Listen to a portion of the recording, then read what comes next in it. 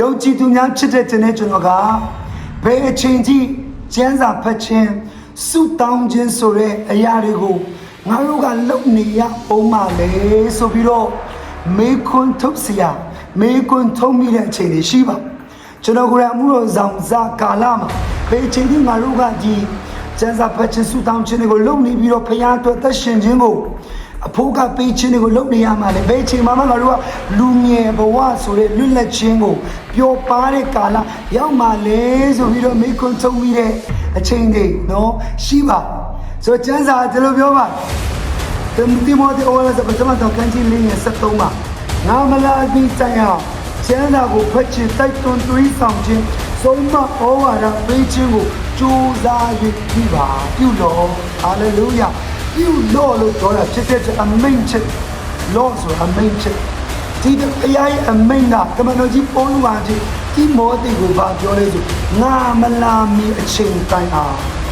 ဒီငါမလာမီတိုင်အောင်ဆိုတဲ့သဘောကယေရှုခရစ်တော်ရဲ့ second coming တဲ့ rapture ဒီဥတို့ချီဆောင်ခြင်းနေရတိုင်အောင်ဒီနေ့ကျွန်တော်ကတင်ချီဆောင်ခြင်းမပါမခြင်းနေ့တိကျမ်းစာဖတ်ခြင်းဆုတောင်းခြင်းတွေကိုဆက်လက်လှုပ်ဆောင်နေဖို့လိုပါတယ်ဆိုတော့ကျွန်တော်ပြောသလိုကျွန်တော်ကိုယ်တိုင်မှုတော်ဆောင်စကာလမှာအဲ့ဒီအသွေးတဲ့ဘယ်ချိန်မှငါတို့ကလူငယ်ဘဝလွတ်လပ်ရသူများကြီးလိုပျော်ပါရမှာလဲတွေးမိ